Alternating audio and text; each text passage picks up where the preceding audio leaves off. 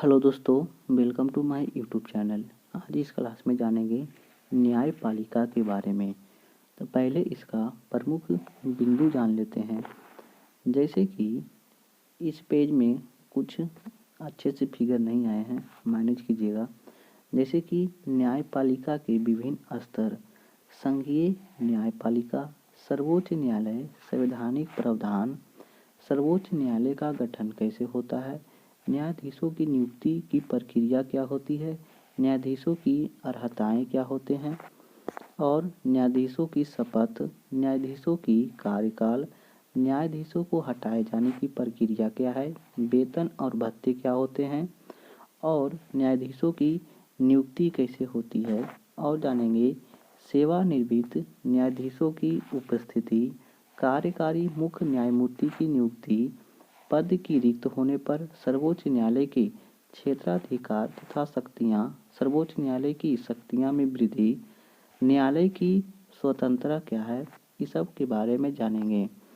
अन्य महत्वपूर्ण तथ्य जैसे राज्य न्यायपालिका में उच्च न्यायालय, संवैधानिक प्रावधान और उच्च न्यायालय का गठन, उच्च न्यायालय की संख्या, न्यायाधीशों की अर्हताएं क्या होती है और जानेंगे इसमें न्यायाधीशों की नियुक्ति, न्यायाधीशों की शपथ, न्यायाधीशों का कार्यकाल, वेतन और भत्ते, न्यायाधीशों का स्थानांतरण, पद की रिक्त होने पर और कार्यकारी मुख्य न्यायाधीश की नियुक्ति, अपर कार्यकारी न्यायाधीशों की नियुक्ति, सेवानिवृत्त न्यायाधीशों की नियुक्ति, उच्च न्यायालय के क्षेत्राधिकार तथा शक्तियाँ, उच्च न्यायालय की स्वतंत्रता, न्यायाधीश और न्यायपालिका एवं अन्य उप स्तर, अधीनस्थ न्यायालय, संवैधानिक उपबंध, अधीनस्थ न्यायालय की ढांचा, लोक अदालत और जानेंगे परिवार अदालत, ग्राम न्यायालय, mobile court, fast track court क्या होता है, ई अदालत, आभासी अदालत क्या होता है, विशेष उद्देश्य न्यायालय। तो आइए जानते हैं। सबसे पहले है न्यायपालिका का विभिन्न स्तर। तो भारत में न्यायपालिका के 3 स्तर पाए जाते हैं, जिसमें सर्वोच्च स्थान भारत का उच्चतम न्यायालय का है। उच्चतम न्यायालय, उच्च न्यायालय, फिर जिला और फिर सत्र न्यायालय। उच्चतम न्यायालय तथा उच्च न्यायालय की सम्मिलित रूप से उच्चतर न्यायपालिका कहते हैं। वहीं उच्च न्यायालयों के नीचे सभी न्यायालयों को मिलकर निम्नतर न्यायपालिका या अधीनस्थ न्यायपालिका का निर्माण होता है। निम्नतर न्यायपालिका के कई उप स्तर पाए जाते हैं, जैसे जिला एवं सत्र न्यायालय। सभी निम्नतर न्यायपालिका प्रशासनिक दृष्टि से उच्च न्यायालय के प्रत्यक्ष नियंत्रण में कार्य करते हैं, अर्थात उच्च न्यायालय इनके निर्णय की अपील सुनने के साथ साथ इनके प्रशासन की निगरानी भी करता है। उच्च न्यायालय न्यायिक दृष्टि से सर्वोच्च न्यायालय अधीन होते हैं, किंतु प्रशासनिक दृष्टि से इन पर सर्वोच्च न्यायालय का कोई नियंत्रण नहीं होता है। सर्वोच्च न्यायालय द्वारा उच्च न्यायालयों की नियम को अदालत जा सकता है। न्यायाधीशों की नियुक्ति एवं स्थानांतरण किया जा सकता है, किंतु प्रशासनिक स्तर पर कोई हस्तक्षेप नहीं किया जा सकता। न्यायपालिका के अलावा कुछ अधिकरण भी किसी विशेष विभाग, विशेष अधिनियम से जुड़े मामले को देखने के लिए स्थापित किए गए हैं, जिसका प्रावधान 42वें संविधान संशोधन अधिनियम 1976 के माध्यम से भाग 14 के क में जोड़कर अनुच्छेद 123 के क तथा 323 के ख किया गया है। अधिकारियों की तरह कुछ आयोग, बोर्ड, फोरम कार्यरत हैं, जिनकी कार्यशैली अधिकारियों में काफ़ी समान है। न्यायपालिका के प्रयोग से विकसित कुछ अन्य संस्थाएं जैसे लोक अदालत, उपभोक्ता अदालत, बाल और किशोर न्यायालय, fast track court, mobile court, e अदालत, ग्राम न्यायालय आदि। संघीय न्यायपालिका, जिसे सर्वोच्च न्यायालय कहते हैं। तो आइए इसके बारे में जानते हैं। सर्वोच्च न्यायालय से संबंधित प्रावधान संविधान के भाग 4 के अध्याय 4 के अनुच्छेद 124 से 147 तक वर्णित किया गया है। इन अनुच्छेदों में सर्वोच्च न्यायालय का गठन, स्वतंत्रता, न्याय क्षेत्र, शक्तियां, प्रक्रिया आदि का उल्लेख किया गया है। यह 1935 के भारत शासन अधिनियम द्वारा स्थापित संघीय न्यायालय की ही प्रतिरूप है। यह संघीय न्यायालय होने के साथ साथ अंतरिम अपीलीय न्यायालय भी है। उच्चतम न्यायालय आवश्यकता पड़ने पर राष्ट्रपति को सलाह देता है। अनुच्छेद 143 के तहत सर्वोच्च न्यायालय का गठन कैसे होता है? भारत के मूल संविधान में अनुच्छेद 124 के 1 के अनुसार भारत का एक सर्वोच्च न्यायालय होगा। इसके मुख्य न्यायाधीश अतिरिक्त 7 अन्य न्यायाधीश होंगे। जब तक कि संसद विधि द्वारा अधिक संख्या विहित नहीं करती तब तक संख्या यही रहेगी। संसद को यह शक्ति प्राप्त है कि वह न्यायाधीशों की संख्या में वृद्धि कर सकती है, किंतु कम 7 से करने का अधिकार नहीं है। मुख्य न्यायमूर्ति को लेकर मूल संविधान में न्यायाधीशों की संख्या 8 थी, जिसे संसद द्वारा समय समय पर बढ़ाया गया। अतः वर्तमान स्थिति में सर्वोच्च न्यायालय में 31 न्यायाधीश और एक मुख्य न्यायाधीश यानी 30 अन्य न्यायाधीश कार्यरत हैं। न्यायाधीशों की नियुक्ति कैसे होती है? संविधान के अनुच्छेद 124 के 2 के तहत राष्ट्रपति उच्चतम न्यायालय और उच्च न्यायालयों के न्यायाधीशों को परामर्श करके अपने हस्ताक्षर और मुद्रा सहित अधिपत्र द्वारा उच्चतम न्यायालय के प्रत्येक न्यायाधीश को नियुक्त करता है। मुख्य न्यायाधीश के अतिरिक्त और न्यायाधीशों की नियुक्ति के संदर्भ में राष्ट्रपति द्वारा भारत के मुख्य न्यायाधीश के परामर्श लेना आवश्यक है। अनुच्छेद 124 के 2 में वर्णित परामर्श का तात्पर्य सिर्फ एक व्यक्ति का परामर्श से नहीं है, बल्कि अनेक न्यायाधीशों को परामर्श से है। मुख्य न्यायमूर्ति के सर्वोच्च न्यायालय के 4 वरिष्ठतम न्यायाधीशों का मंडल से परामर्श करके ही राष्ट्रपति के पास सिफारिश भेजनी चाहिए और इस मंडल में भावी मुख्य न्यायमूर्ति का अनिवार्यता शामिल होना चाहिए। मुख्य न्यायाधीश की नियुक्ति के संदर्भ में लंबे समय से चले आ रहे योग्यता और वरिष्ठता के द्वंद्व के संदर्भ में वरिष्ठतम के आधार बनाया गया, अर्थात मुख्य न्यायमूर्ति नियुक्ति वर्तमान में वरिष्ठतम के आधार पर होती है। न्यायाधीशों की नियुक्ति के लिए कोलेजियम व्यवस्था को अपनाया गया है, जिसमें भारत के मुख्य न्यायाधीश तथा सुप्रीम कोर्ट के 4 अन्य वरिष्ठतम न्यायाधीश शामिल होते हैं। इस व्यवस्था के विकल्प के तौर पर राष्ट्रीय न्यायिक नियुक्ति आयोग लाया गया था, जिसका सर्वोच्च न्यायालय ने असंवैधानिक घोषित कर दिया। कॉलेजियम प्रणाली और राष्ट्रीय न्यायिक नियुक्ति आयोग में तुलना। जैसे कॉलेजियम प्रणाली, कॉलेजियम में सदस्यों की संख्या 5 होती है। 5 सदस्य में से एक भारत के मुख्य न्यायाधीश और अन्य 4 वरिष्ठतम न्यायाधीश होते हैं। न्यायाधीशों की नियुक्ति के लिए इस मंडल की आम सहमति होनी चाहिए। यदि कॉलेजियम के 2 न्यायाधीश किसी न्यायाधीश के निर्णय के विरुद्ध है तो राष्ट्रपति के समक्ष नियुक्ति की सलाह नहीं दी जाएगी। कॉलेजियम के निर्णय में उच्चतम न्यायालय के मुख्य न्यायाधीश का निर्णय सदैव शामिल होना चाहिए। दूसरा है जैसे राष्ट्रीय न्यायिक नियुक्ति आयोग। इसमें क्या होता है तो न्यायिक नियुक्ति आयोग में सदस्यों की संख्या 6 करने का प्रावधान है। 6 सदस्यों में से एक भारत का मुख्य न्यायाधीश यानी अध्यक्ष एवं 2 वरिष्ठतम न्यायाधीश तथा एक सदस्य के रूप में भारत का कानून न्याय मंत्री और 2 प्रख्यात व्यक्तियों का मनोनयन का प्रावधान है। 2 हस्तियों का चयन 3 सदस्यीय समिति का करना था, जिसमें प्रधानमंत्री, मुख्य न्यायाधीश, लोकसभा में नेता विपक्ष के और सबसे बड़े विपक्षी दल के नेता शामिल थे। प्रख्यात व्यक्ति में से किसी एक का चयन अनुसूचित जाति, अनुसूचित जनजाति और अन्य पिछड़ा वर्ग, अल्पसंख्यक वर्ग या महिलाओं में से किया जाना था। कोई विख्यात व्यक्ति 3 वर्षों के लिए नाम निर्दिष्ट किए जाने और पुनः मरणीय निर्देश के लिए पत्र नहीं होने का प्रावधान था। यदि किसी व्यक्ति के नाम पर कोई भी 2 सदस्य वीटो कर देते हैं तो ऐसी स्थिति में उसकी सिफारिश राष्ट्रपति के सम्मुख नहीं की जाती। न्यायाधीशों की अर्हताएं क्या होती है? तो अनुच्छेद 124 के 3 में यह वर्णित है कि सर्वोच्च न्यायालय का न्यायाधीश बनने संबंधी अर्हताएं का प्रावधान निम्नलिखित है। जैसे वह भारत का नागरिक हो, निम्नलिखित में से किसी एक अर्हत को पूरा करता हो, किसी उच्च न्यायालय में या ऐसे 2 या अधिक न्यायालय में लगातार कम से कम 5 वर्ष तक न्यायाधीश रहा हो, और किसी उच्च न्यायालय में ऐसे 2 या 2 से अधिक न्यायालयों में लगातार 10 वर्ष तक अधिवक्ता रहा हो, और वह राष्ट्रपति के राय में पारंगत विधिवेत्ता हो। उच्च न्यायालय में 10 वर्ष तक अधिवक्ता वाली स्थिति में वह अवधि भी जोड़ी जाएगी जब वह इस दौरान जिला न्यायाधीश या अधिक ऊपर के किसी न्यायालय पद तक रहा हो।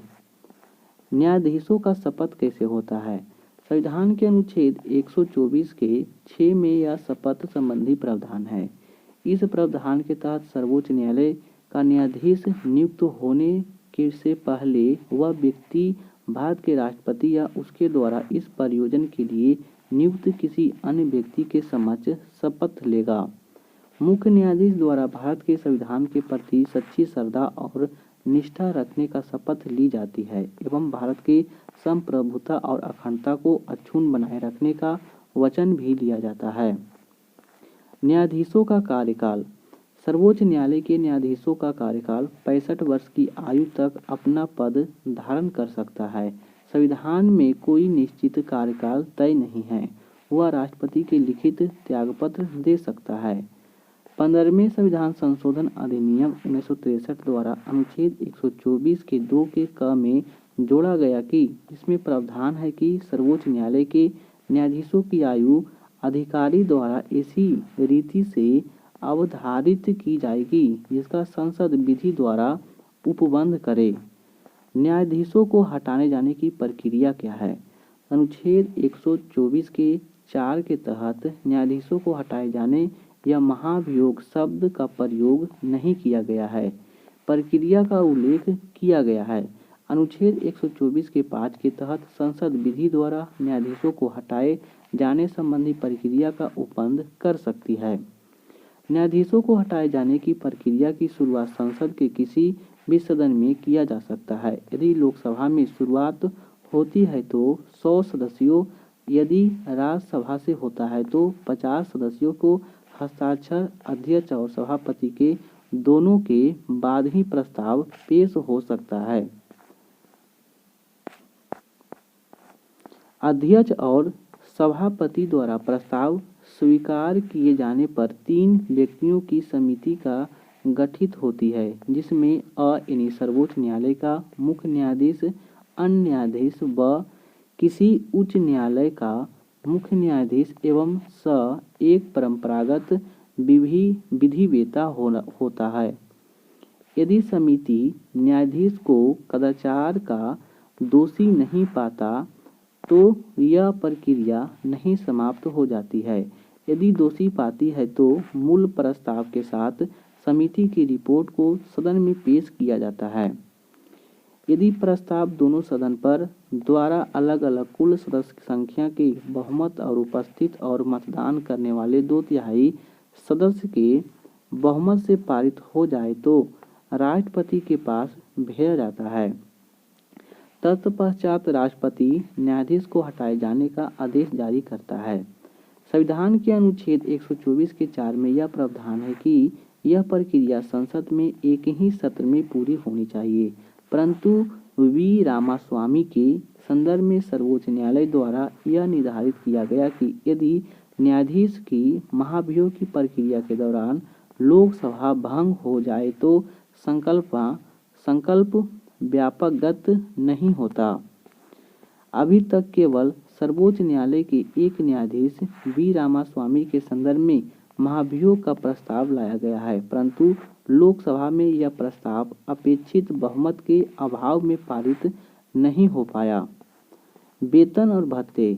अनुच्छेद 125 के तहत यह प्रावधान है कि सर्वोच्च न्यायालय के वह वेतन दिया जाएगा जो संसद की विधि द्वारा निर्धारित करे, और जब तक संसद निर्धारित नहीं करती तब तक संविधान की दूसरी अनुसूची में निर्दिष्ट वेतन दिया जाएगा। न्यायाधीशों को मिलने वाले भत्ते, विशेषाधिकार, पेंशन, अवकाश आदि का उल्लेख संविधान के अनुच्छेद 125 के 2 में किया गया है। प्रत्येक न्यायाधीश को सेवानिवृत्ति के बाद अपने अंतिम माह के वेतन की 50% राशि पेंशन के रूप में प्राप्त होती है।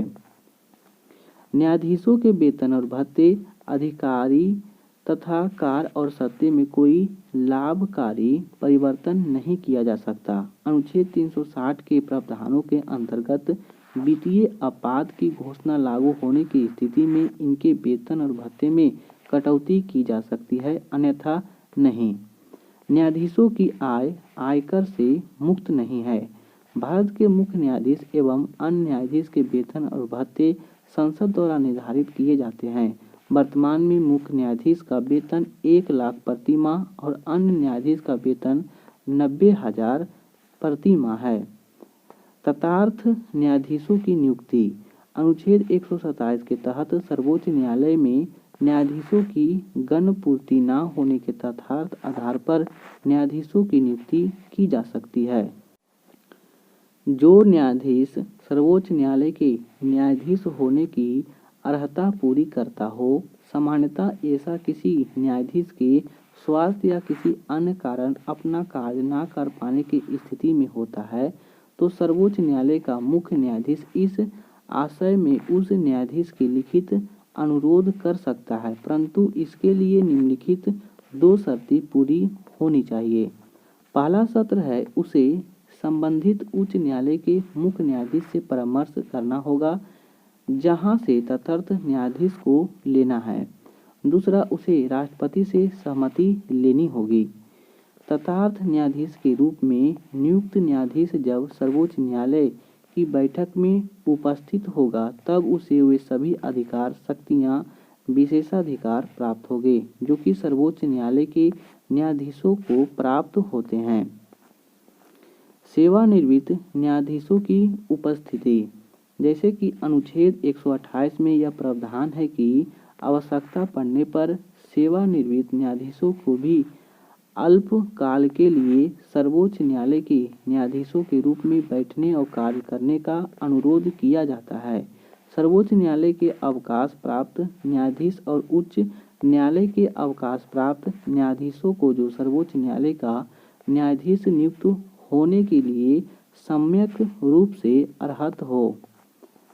सर्वोच्च न्यायालय का मुख्य न्यायाधीश राष्ट्रपति के पूर्व सहमति से ऐसे न्यायाधीश को लिखित अनुरोध कर सकता है। सेवानिवृत्त न्यायाधीश के लिए जरूरी है कि वह मुख्य न्यायाधीश के अनुरोध के प्रति अपनी सहमति दे। तथार्थ न्यायाधीश के मामले में ऐसे बाध्यता नहीं है। सेवानिवृत्त न्यायाधीश यदि सर्वोच्च न्यायालय में न्यायाधीश की भूमिका में है तो भी वह तकनीकी रूप से न्यायाधीश नहीं माना जाता। हालांकि वह न्यायाधीशों को मिलने वाले सभी अधिकारी और विशेषाधिकार का हकदार होता है। सेवानिवृत्त न्यायाधीश के वेतन और भत्ते राष्ट्रपति तय करता है। जरूरी नहीं है कि उसे अन्य न्यायाधीशों के बराबर वेतन मिले। कार्यकारी मुख्य न्यायमूर्ति की नियुक्ति कैसे होती है? अनुच्छेद 126 में यह प्रावधान है कि यदि कभी भारत के मुख्य न्यायमूर्ति की पद रिक्त हो, अनुपस्थिति हो या किसी अन्य कारण से अपने पद के कर्तव्यों को करने में असमर्थ है, तब राष्ट्रपति न्यायालय के अन्य न्यायाधीशों में से किसी एक को प्रयोजन के लिए नियुक्त करेगा जब तक मुख्य न्यायमूर्ति पुनः अपने पद को ग्रहण न कर ले। अब यह तय हो चुका है कि मुख्य न्यायमूर्ति का पद रिक्त होने पर वरिष्ठतम न्यायाधीश ही उस पद पर बैठेंगे। पद की रिक्तता। सर्वोच्च न्यायालय के न्यायाधीशों का पद निम्नलिखित तरीके से रिक्त हो सकता है, जैसे कि यदि न्यायाधीश की आयु 65 वर्ष की हो जाए, 65 वर्ष की आयु से पूर्व असमयिकी या मृत्यु हो जाए, राष्ट्रपति को संबोधित करके अपना त्यागपत्र सौंप दे, साबित कदाचार या समर्थता के आधार पर महाभियोग द्वारा हटाया जा सकता है। संविधान में राष्ट्रपति के अलावा किसी अन्य पदाधिकारी को हटाने की प्रक्रिया को महाभियोग नहीं कहा गया है, परंतु प्रचलन में यहाँ पर भी इस शब्द का प्रयोग हो रहा है। सर्वोच्च न्यायालय के क्षेत्राधिकार तथा शक्तियाँ।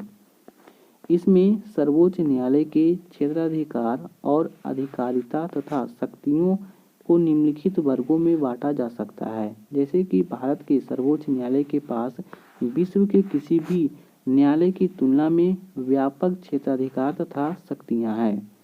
अमेरिका के सुप्रीम कोर्ट की तरह यह परिसंघीय न्यायालय मूल अधिकारों का संरक्षक तथा संविधान का अंतिम व्याख्याकार है, जबकि इंग्लैंड के हाउस ऑफ लॉर्ड्स की न्यायिक समिति या सर्वोच्च न्यायालय की तरह यह देश के सभी सिविल या आपराधिक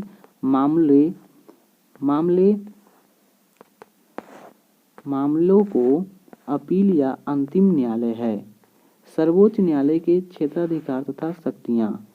जैसे क्षेत्राधिकार में क्या होता है, इनमें तीन, पहला है मूल या आरंभिक अधिकार, दूसरा अपीलीय अधिकार रीट अधिकार, फिर है सलाहकारी अधिकारिता।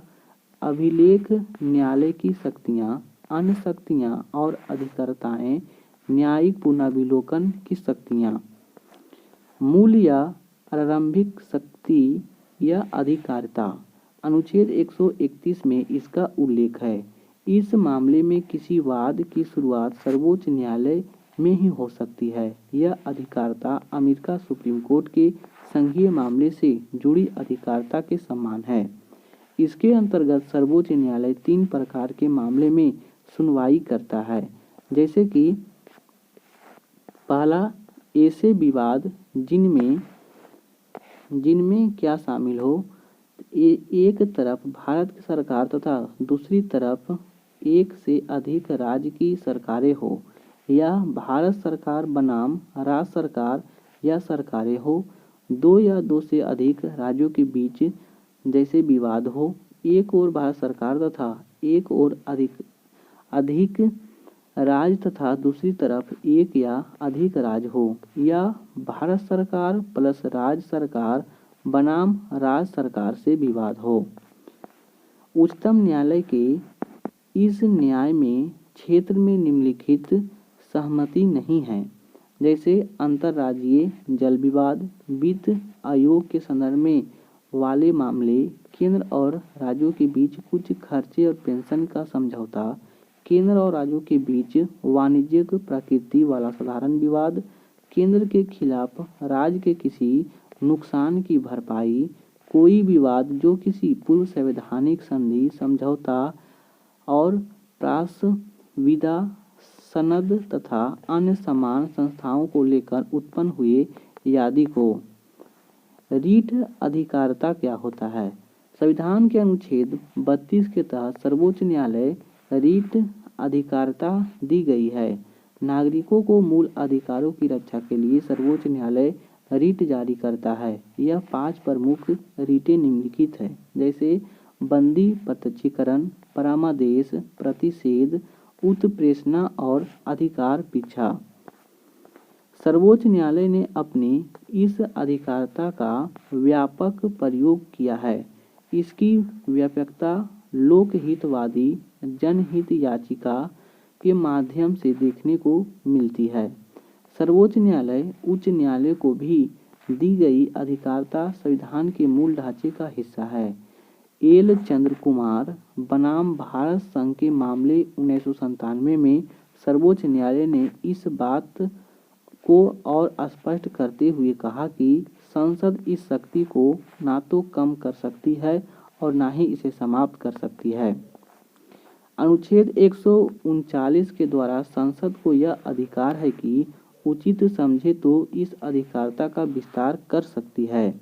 अपीलीय अधिकारिता संविधान के अनुच्छेद 132, 33, 34 और 36 में सर्वोच्च न्यायालय की अपीलीय अधिकारिता का उल्लेख किया गया है।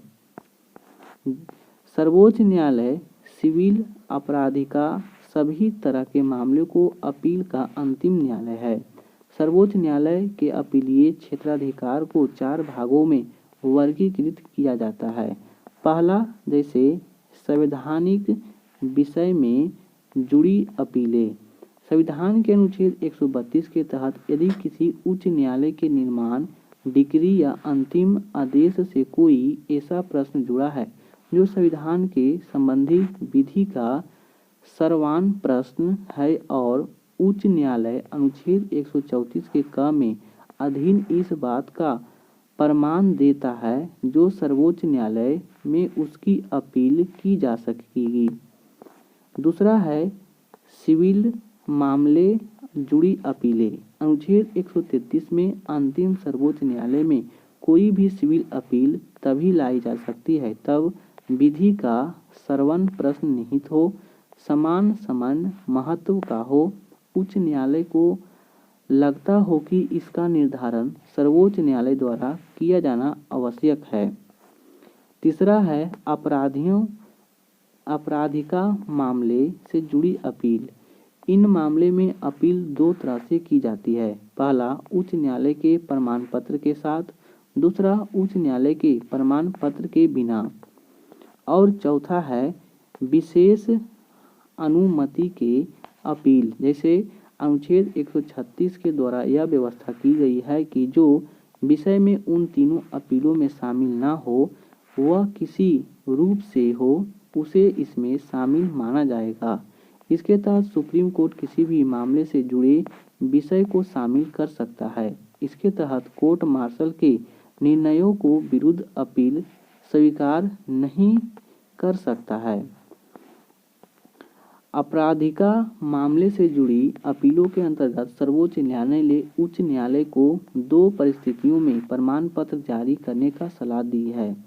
यदि मामले में विधि का सर्वान प्रश्न निहित हो। विधि का सर्वान प्रश्न क्या होता है? सर्वोच्च न्यायालय द्वारा कोई स्पष्ट निर्णय न दिया गया हो। दूसरा, किसी प्रश्न पर विभिन्न उच्च न्यायालय में मतभेद हो। सर्वोच्च न्यायालय ने किसी उच्च न्यायालय के निर्णय के लिए विपरीत निर्णय दिया हो किंतु उच्च न्यायालय के निर्णय को पलटा न हो। संविधान के किसी उपबंध की स्पष्ट व्याख्या की जरूरत हो। यदि गंभीर निर्णय की आशंका है तो जो मामले बिना उच्च न्यायालय के प्रमाण पत्र के सर्वोच्च न्यायालय की अधिकारिता में आते हैं। इसके लिए 2 स्थितियां हैं। जैसे यदि सत्र न्यायालय द्वारा किसी अभियुक्त को दोष मुक्त किया गया हो किंतु उच्च न्यायालय ने दोषी करार देते हुए मृत्युदंड दे दिया हो। यदि उच्च न्यायालय ने किसी अधीनस्थ न्यायालय से कोई मुकदमा अपने पास मंगवा लिया हो और दोषी करार देते हुए मृत्युदंड का आदेश दिया हो। सलाहकारी अधिकारिता क्या होता है? तो अनुच्छेद 143 के तहत सर्वोच्च न्यायालय को सलाहकारी अधिकारिता दी गई है। अनुच्छेद 143 के 1 के अनुसार यदि किसी समय राष्ट्रपति को प्रतीत होता है कि विधि या तथ्य का कोई ऐसा प्रश्न उत्पन्न हुआ है या संभावना है जो ऐसी प्रकृति और ऐसे व्यापक महत्व का है उस पर सर्वोच्च न्यायालय की राय प्राप्त करना उपयुक्त है तो वह उस प्रश्न पर विचार करने के लिए उसे उच्चतम न्यायालय के निर्देशिता कर सकेगा और न्यायालय ऐसी सुनवाई के पश्चात जो ठीक समझता है राष्ट्रपति को उस पर अपनी राय या प्रतिवेदित कर सकेगा।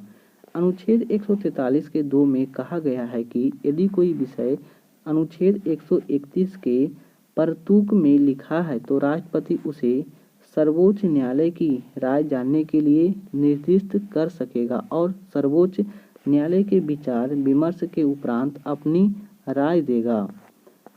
अभी तक राष्ट्रपति की ओर से अनुच्छेद 143 के 2 के तहत एक भी प्रश्न नहीं पूछा गया है। अनुच्छेद 141 के तहत पूछे गए प्रश्न पर सर्वोच्च न्यायालय ने केरल शिक्षा अधिनियम 1958 में स्पष्ट किया था कि राष्ट्रपति को दी गई राय सम्मान योग्य हो तो, किंतु वादकारी नहीं है। वर्तमान स्थिति यही है। अभिलेख न्यायालय की शक्तियाँ क्या होती है? तो अभिलेख न्यायालय की शक्तियाँ भारतीय संविधान के अनुच्छेद 129 में प्रावधान है कि सर्वोच्च न्यायालय अभिलेख न्यायालय होगा और इसको अपने अवमानना के लिए दंड देने की शक्ति सहित ऐसे न्यायालय की सभी शक्तियाँ प्राप्त होगी। सर्वोच्च न्यायालय की सभी निर्णय, आदेश तथा निर्देश आदि अस्थायी समिति को सुरक्षित रखे जाते हैं ताकि सभी अधीनस्थ न्यायालय उन्हें पूर्व उदाहरणों के लिए रूप में प्रयोग कर सकें। अभिलेख न्यायालय एक विशेषता यह भी है कि उसे अपने अपमान के लिए दंड देने की शक्ति होती है। विनय चंद्र मिश्रा मामले 1998 में सर्वोच्च न्यायालय ने यह माना कि अपनी अपमानना के लिए दंडित करने की न्यायालय की शक्ति अनंत नहीं है। जैसे किसी अधिवक्ता के लाइसेंस को रद्द करने की शक्ति अधिवक्ता अधिनियम के तहत अधिवक्ता परिषद को दी गई है, न्यायालय उसे छीन नहीं सकता। न्यायिक पुनर्विलोकन की शक्ति। इसमें यद्यपि संविधान के न्यायिक पुनर्विलोकन का प्रयोग कभी भी नहीं किया गया है, यद्यपि अनुच्छेद 13, 32, 131, 136, 143, 145, 226, 246 और 372 आदि के उपबंध स्पष्ट रूप से संविधान को यह शक्ति प्रदान करते हैं। न्यायिक पुनर्विलोकन के तात्पर्य न्यायपालिका को उस शक्ति से है जिसके अंतर्गत विधान पालिका द्वारा बनाए गए किसी भी कानून या कार्यपालिका द्वारा जारी किए गए किसी भी आदेश को संविधान के प्रावधानों को प्रतिकूल होने पर न्यायपालिका निरस्त कर सकती है तथा वह अपने पूर्व में सुनाए गए निर्णयों को भी समीक्षा कर सकती है। 1967 में सर्वोच्च न्यायालय ने गोलकनाथ मामले में घोषणा की थी कि संसद मूल अधिकारों को किसी भी तरह कम नहीं कर सकती। इसी संदर्भ में संपत्ति के मूल अधिकार को अतिक्रमण के आधार पर न्यायपालिका ने बैंक राष्ट्रीयकरण अध्यादेश को रद्द कर दिया। 1973 में सर्वोच्च न्यायालय ने केशवानंद वाद का निर्णय देते हुए यह कहा कि संसद मूल अधिकारों में तो संशोधन कर सकती है किंतु संविधान के मूल ढांचे में नहीं कर सकती है। 1980 में मिनर्वा मिल्स मामले में सर्वोच्च न्यायालय ने स्पष्ट किया कि न्यायिक पुनर्विलोकन समान स्थितियों में मूल ढांचे का हिस्सा है। अन्य शक्तियाँ और अधिकारताएँ। जैसे कि उपयुक्त शक्तियाँ के अलावा सर्वोच्च न्यायालय के पास अन्य बहुत सारी शक्तियाँ भी है जो संविधान में कुछ अधिनियमों द्वारा दी गई है। अनुच्छेद 137 के तहत सर्वोच्च न्यायालय को यह शक्ति देता है कि वह अपने निर्णय और आदेशों पर पुनः विचार कर उन्हें बदल सकता है। अनुच्छेद 139 के द्वारा सर्वोच्च न्यायालय को यह भी शक्ति दी गई है कि यदि किसी मामले में विधि का सर्वमान्य प्रश्न निहित हो और उससे जुड़े मामले अलग अलग उच्च न्यायालयों में चल रहे हैं तो उन सभी मामलों को अपने पास मंगवा कर निपटा सकता है। ऐसा वह महान्यायवादी के निवेदन पर भी कर सकता है और वह स्वप्रेरणा से भी। अनुच्छेद 141 में यह प्रावधान है कि सर्वोच्च न्यायालय द्वारा घोषित विधि भारत के राज्य क्षेत्र के भीतर सभी न्यायालयों पर अबाध्यकार होगी। अनुच्छेद 142 में कहा गया है कि सर्वोच्च न्यायालय ऐसी डिक्री पारित कर सकेगा अथवा ऐसा आदेश दे सकेगा जो उसके समझ किसी वाद अथवा विषय में पूर्ण न्याय करने के लिए आवश्यकता हो। इसी अनुच्छेद के अधीन दूसरी शक्ति यह है कि सर्वोच्च न्यायालय एक उच्च न्यायालय के मामले को दूसरे उच्च न्यायालय में स्थानांतरित कर सकता है। संविधान के अनुच्छेद 145 के तहत सर्वोच्च न्यायालय को यह शक्ति दिया गया है कि वह अपनी प्रक्रिया से संबंधित नियम बना सकता है, परंतु नियम राष्ट्रपति के अनुमोदन से ही बनाए जा सकते हैं एवं ये नियम संसद द्वारा निर्मित विधियों को विरुद्ध नहीं होना चाहिए। अनुच्छेद 145 के 4 के तहत सर्वोच्च न्यायालय द्वारा प्रत्येक निर्णय खुले न्यायालय में ही सुनाया जाएगा, अन्यथा नहीं, अर्थात मामले की सुनवाई बंद कमरे में नहीं हो सकती है। सर्वोच्च न्यायालय को देश के सभी न्यायालय पंचाटों आदि का न्यायिक अधीक्षण करने की शक्ति दी गई है। संविधान के अनुच्छेद 13 और 132, 133 आदि अनुच्छेद में सर्वोच्च न्यायालय को संविधान की व्याख्या का अंतिम तथा पूर्ण अधिकार प्राप्त है। राष्ट्रपति तथा उपराष्ट्रपति के निर्वाचन संबंधी विवादों को निपटने की शक्ति सिर्फ सर्वोच्च न्यायालय के पास है। संघ लोक सेवा आयोग यानी यूपीएससी के अध्यक्ष एवं सदस्य के आचरण की जांच राष्ट्रपति के निवेदन पर सर्वोच्च न्यायालय ही करता है। सर्वोच्च न्यायालय की शक्तियों में वृद्धि। अनुच्छेद 138 के अनुसार संसद संघ सूची के विषय के संबंध में सर्वोच्च न्यायालय को अतिरिक्त अधिकारिता देने के लिए विधि पारित कर सकती है। अनुच्छेद 139 के अंतर्गत संसद यह शक्ति रखती है कि सर्वोच्च न्यायालय की रीट अधिकारिता का विस्तार कर सके। अनुच्छेद 140 में यह प्रावधान है कि संसद विधि द्वारा सर्वोच्च न्यायालय को ऐसी अनुपंगिक शक्तियां देगी जिसके सर्वोच्च न्यायालय को दी गई शक्तियां तथा अधिकारिताओं को प्रभावी बनाने के लिए आवश्यक हो। अनुच्छेद 134 के 2 के तहत ही संसद आपराधिक मामले में सर्वोच्च न्यायालय की अधिकारिता बढ़ा सकती है। संसद द्वारा इसका प्रयोग 1970 में अपीलीय अधिकारिता के अंतर्गत किया जा चुका है। सर्वोच्च न्यायालय की स्वतंत्रता। विधि के शासन को समुचित तरीके से चलाने के लिए न्यायपालिका की स्वतंत्रता बहुत महत्वपूर्ण होती है। ऐसी कुछ स्वतंत्रता को हम निम्नलिखित प्रावधानों के माध्यम से समझ सकते हैं, जैसे कि न्यायाधीशों की नियुक्ति। वर्तमान समय में न्यायालय की नियुक्ति एक मंडल द्वारा होती है जिसके सभी 5 सदस्य न्यायाधीश होते हैं, अर्थात कार्यपालिका का हस्तक्षेप न के बराबर है। कार्यकाल की सुरक्षा। न्यायाधीशों को 65 वर्ष तक कार्य करने की सुरक्षा दी गई है, जिसे कार्यपालिका या विधायिका नहीं छीन सकती। इन्हें इसके पद से हटाने का एकमात्र तरीका साबित कदाचार के आधार पर संसद के दोनों सदनों के विशेष बहुमत से हटाया जाना है, जो कि अत्यंत कठिन है।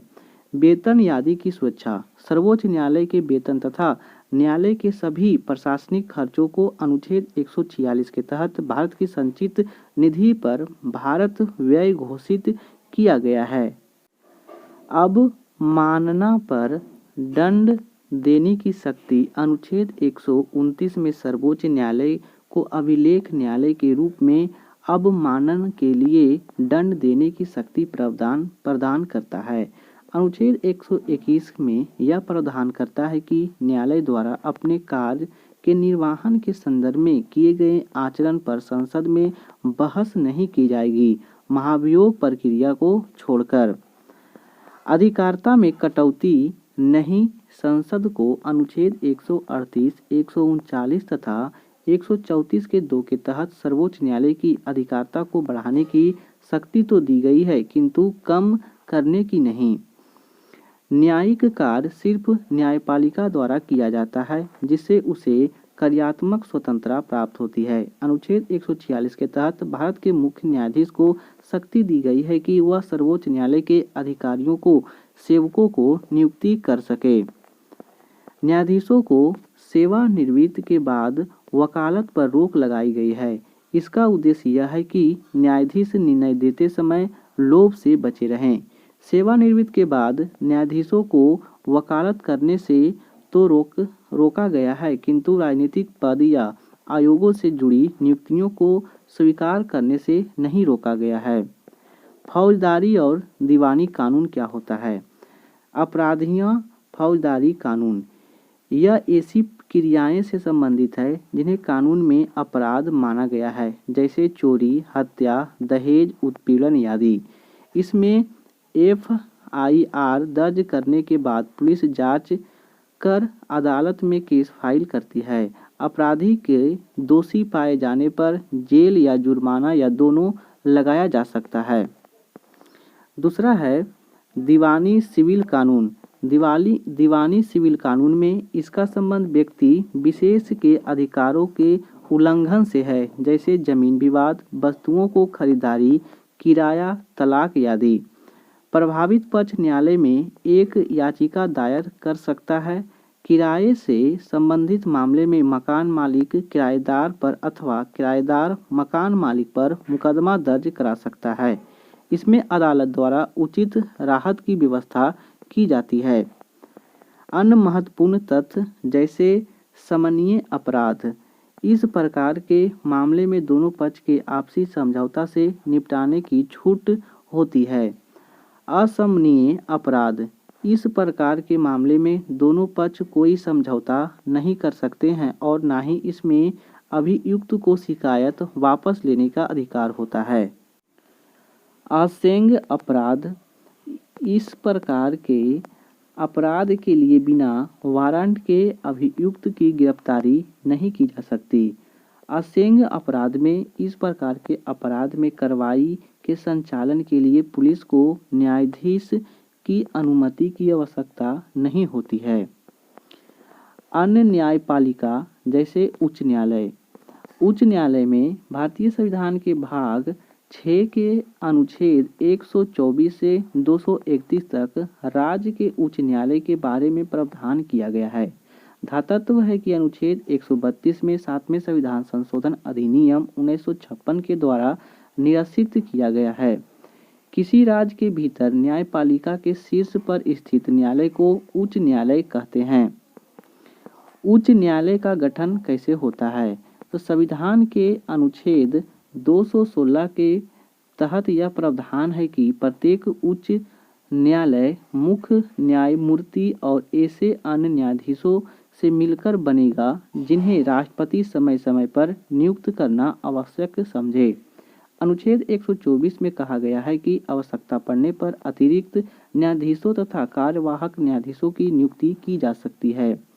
संविधान में उच्च न्यायालय के न्यायाधीशों की संख्या का कोई प्रावधान नहीं है, यह राष्ट्रपति के विवेक पर छोड़ दिया गया है।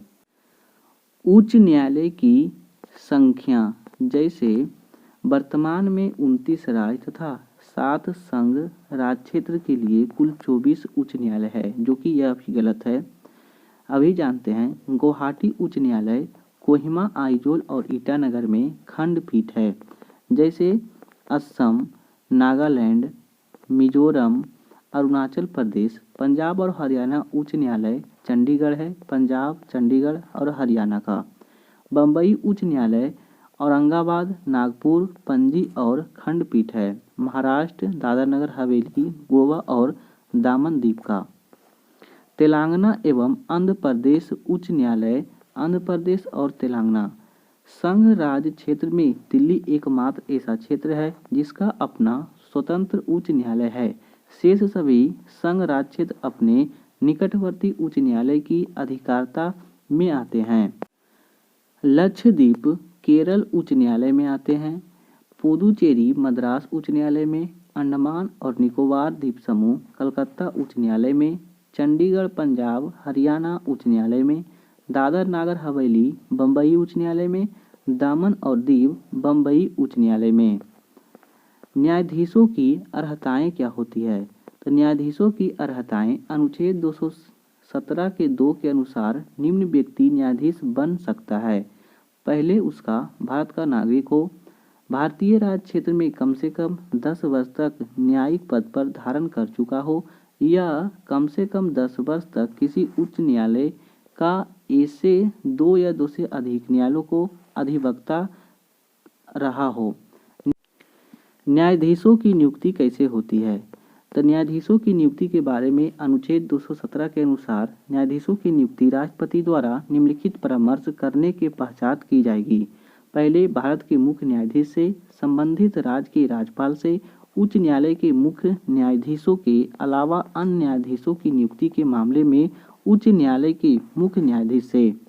समान नवनिर्मित रीति के अनुसार उच्च न्यायालय के न्यायाधीशों की नियुक्ति सर्वोच्च न्यायालय के मुख्य न्यायाधीश तथा 2 वरिष्ठतम न्यायाधीशों का मंडल करता है। राष्ट्रपति आम सहमति के द्वारा दी गई सलाह के अनुसार नियुक्त करता है। न्यायाधीशों की शपथ या प्रतिज्ञान, यह क्या होता है? राज्यपाल और उसका नियुक्ति किसी अधिकृत व्यक्ति के समक्ष न्यायाधीश द्वारा शपथ ली जाती है। 16वां संविधान संशोधन के बाद उच्च न्यायालय का न्यायाधीशों उसी प्रकार शपथ लेता है जैसे सर्वोच्च न्यायालय के न्यायाधीशों के लिए निर्धारित किया गया है। उच्च न्यायालय के न्यायाधीशों की शपथ मूल संविधान में भारत के प्रभुत्व और अखंडता अक्षुण्ण रखूंगा प्रावधान नहीं था। शेष शपथ सर्वोच्च न्यायालय के न्यायाधीशों का शपथ समान थे। राष्ट्रीय एकता परिषद सुझाव पर 16वां संविधान संशोधन द्वारा इसे जोड़ा गया है। न्यायाधीशों का कार्यकाल क्या होता है? संविधान के अनुच्छेद 217 के अनुसार कोई न्यायाधीश तब तक अपना पद धारण करेगा जब तक वह 62 वर्ष का नहीं हो जाता। इससे पहले भी वह अपना त्यागपत्र राष्ट्रपति को भेज सकता है। सर्वोच्च न्यायालय के न्यायाधीशों की आयु निर्धारण संसद द्वारा निर्धारित पदाधिकारी करता है, जबकि उच्च न्यायालय के न्यायाधीशों की आयु का निर्धारण भारत के मुख्य न्यायमूर्ति के सलाह पर राष्ट्रपति द्वारा की जाती है और राष्ट्रपति का विनिश्चय अंतिम होता है। संविधान के उच्च न्यायालय के न्यायाधीशों को पद अवधि से संबंधित कोई निश्चित कार्यकाल नहीं बताया गया है। वेतन और भत्ते। वेतन और भत्ते अनुच्छेद 221 के अनुसार संसद विधि द्वारा न्यायाधीशों के लिए वेतन, भत्ते, छुट्टी, पेंशन संबंधी नियम निर्धारित करती है। वित्तीय आपात के अलावा किसी भी अन्य स्थिति में न्यायाधीशों का नियुक्त के पश्चात उसके वेतन तथा भत्ते में कटौती नहीं की जा सकती है।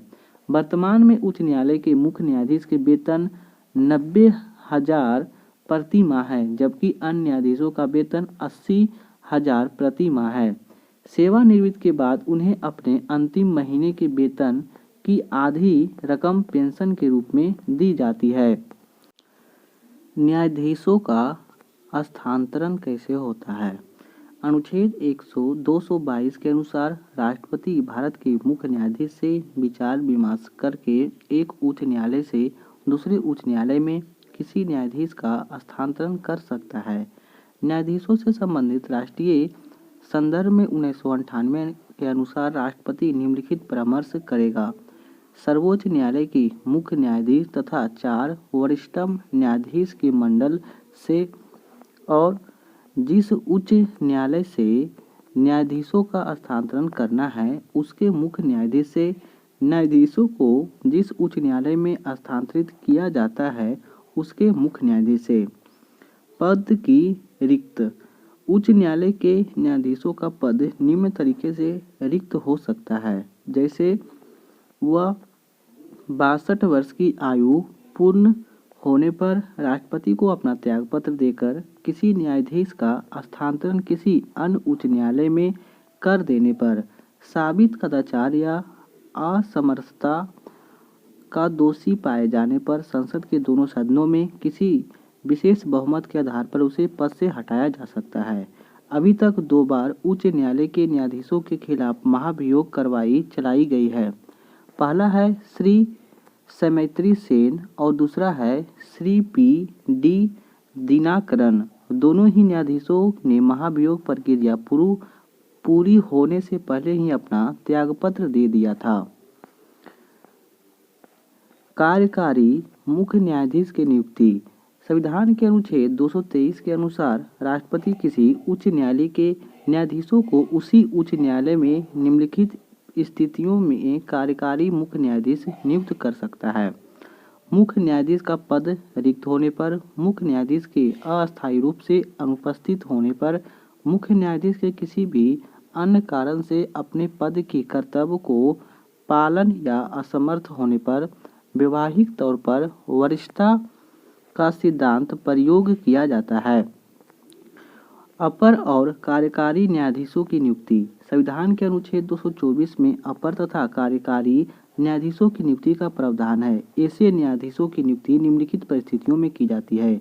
किसी उच्च न्यायालय में अस्थायी रूप से कार्य में वृद्धि होने पर, दूसरा, बहुत ज़्यादा कार्य बकाया होने पर, राष्ट्रपति के समाधान होने की थी, न्यायाधीशों की संख्या बढ़ाई जानी चाहिए। ऐसी नियुक्तियां अधिकतम 2 साल के लिए की जाती है, किंतु किसी भी स्थिति में 62 वर्ष की आयु के बाद कोई ऐसे नियुक्ति पर नहीं रह सकता। सेवानिवृत्त न्यायाधीशों की नियुक्ति। संविधान के अनुच्छेद 224 के क में यह प्रावधान है कि किसी भूतपूर्व न्यायाधीशों को उच्च न्यायालय में न्यायाधीश के रूप में बैठने और कार्य करने की अनुरोध किया जा सकता है। इस संदर्भ में निम्नलिखित बातें ध्यान रखना जरूरी है, जैसे कि सेवानिवृत्त न्यायाधीशों को सहमति होना चाहिए, उसे वही वेतन या भत्ते प्राप्त होंगे जो राष्ट्रपति अपने आदेश द्वारा निर्धारित करेंगे, और शेष न्यायाधीश जैसे शक्तियां, अधिकारताएं, विशेषाधिकार उपलब्ध होंगे, परंतु तकनीकी तौर पर उन्हें उच्च न्यायालय का न्यायाधीश नहीं माना जाएगा। उच्च न्यायालय के क्षेत्राधिकार शक्तियां। उच्चतम न्यायालय की तरह ही उच्च न्यायालय की भी व्यापक एवं प्रभावी शक्तियां दी गई है। यह राज्य में अपील का सर्वोच्च न्यायालय होता है। उच्च न्यायालय के क्षेत्राधिकार शक्तियां, जैसे पहला है मूल अधिकारिता, दूसरा है अपीलीय अधिकारिता, अभिलेख न्यायालय की शक्तियां, अधीनस्थ न्यायालय पर नियंत्रण की शक्ति, रीट अधिकारिता, अधिक्षण संबंधी अधिकारिता, न्यायिक पुनर्विलोकन की शक्तियां। जैसे कि आरंभिक अधिकारिता क्या होता है, तो इसमें इस मामले में सीधे उच्च न्यायालय में लाए जा सकते हैं तब नागरिकों के मूल अधिकारों को प्रवर्तन से जुड़े मामले हो। अधीनस्थ न्यायालय में यदि विधि का सर्वान प्रश्न निहित है तो उस प्रश्न की व्याख्या उच्च न्यायालय करता है। 4 उच्च न्यायालय कलकत्ता, बम्बई, मद्रास, दिल्ली के पास उच्च राशि से सिविल मामले के संदर्भ में भी मूल अधिकारिता है। राजस्व से जुड़े किसी मामले में संसद सदस्य तथा राज्य विधानमंडल के निर्वाचन से जुड़े मामले। रीट अधिकारिता क्या होता है, तो रीट अधिकारिता संविधान के अनुच्छेद 226 के अंतर्गत उच्च न्यायालय को रीट अधिकारिता प्रदान की गई है। उच्च न्यायालय किसी अधीनस्थ न्यायालय, अधिकरण या राज्य के किसी पदाधिकारी को ऐसी रीटें, आदेश तथा निर्देश जारी कर सकता है जो कि नागरिकों के मूल अधिकारों के प्रवर्तन के लिए आवश्यक है। उच्च न्यायालय मूल अधिकारों के अलावा विधिक अधिकारों के प्रवर्तन के लिए भी इस शक्ति का प्रयोग कर सकता है। उच्च न्यायालय मूल अधिकार के अलावा अधिकारों का भी प्रवर्तन के लिए भी इस शक्ति का प्रयोग कर सकता है, जबकि सर्वोच्च न्यायालय को यह शक्ति अनुच्छेद 32 के तहत प्रदान की गई है, जो कि मूल अधिकारों को प्रवर्तन तथा सीमित है। अनुच्छेद 226 अनुच्छेद 32 के तहत क्रमशः उच्च न्यायालय और सर्वोच्च न्यायालय को दी गई रीट अधिकारों की तुलना। उच्च न्यायालय और सर्वोच्च न्यायालय रीट जारी करने में दोनों में अंतर क्या है तो जानते हैं। उच्च न्यायालय 226 के तहत और सर्वोच्च न्यायालय अनुच्छेद 32 के तहत। उच्च न्यायालय राज्य की सीमाओं के भीतर ही जारी करता है और सर्वोच्च न्यायालय पूरे देश में जारी करता है। उच्च न्यायालय अन्य परियोजना के लिए भी मूल अधिकारों के परिवर्तन के अलावा अनुच्छेद 226 के द्वारा प्रदत्त उपचार मूल अधिकार नहीं है। जबकि सर्वोच्च न्यायालय केवल मूल अधिकारों के प्रवर्तन के लिए है और स्वयं में एक मूल अधिकार है। अपीलीय अधिकारिता।